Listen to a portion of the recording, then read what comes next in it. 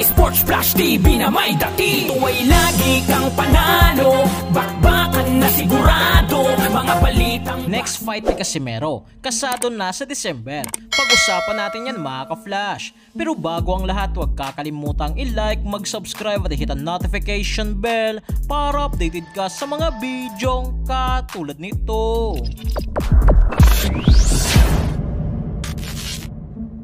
So isang magandang balita nga po mga ka-flash para sa ating former 3 Division World Champion angas ng Pinas, General Cuadro Alas Casimero, sa kadahilan ng tinanggap na nga po ni Casimero ang alok ng kanyang promoter na si Koki Kameda na laban sa December 27 sa bansang Japan. Subalit sa update na yan mga ka-flash ay hindi pa nga po dito pinapangalanan sa kung sino ang kanyang susunod na makakalaban, kaya abangan na lang po natin mga ka-flash ang official announcement sa laban ni Casimero.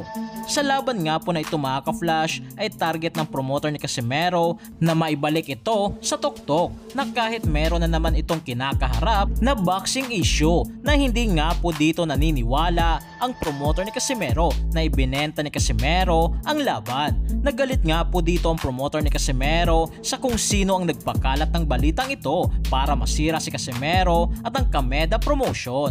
So maliban nga po mga ka-flash kay Luis Nere na posibleng makakalaban ni Casimero sa December 27 ay meron nga pong napag-uusapan kung saan naghahanap nga po kasi ang kampo ni Cormel Muton na bata ni Floyd Mayweather Jr. na makakalaban na former world champion, at ang nakikita dito ng kampo ni Muton ay walang iba kundi si General Casimero sa isang catchweight sa 132 pounds. Na dahil dyan ay sumagot na nga po dito ang promoter ni Casimero na si Koki Kameda na payag nga raw ito basta magkasundo lang ang dalawang kampo.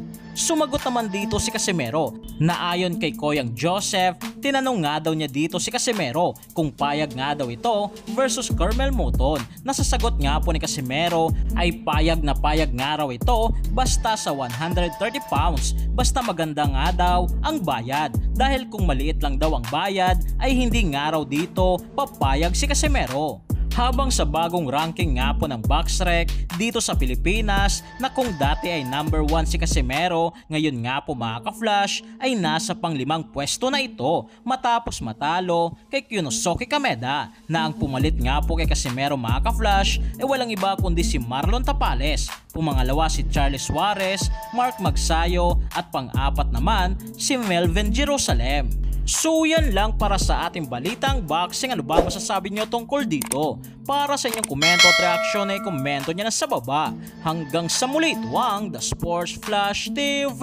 Laging bago, balitang boxing, laban na kasado, di papahuli pagdating sa bakbakan, mga pambato na patuloy ang laban. Sasaliksikin ang bawat babalita, talagang diin, bawal ang mahina sa loob ng ring. Merong pambihira, mga kamao na nagiging bida.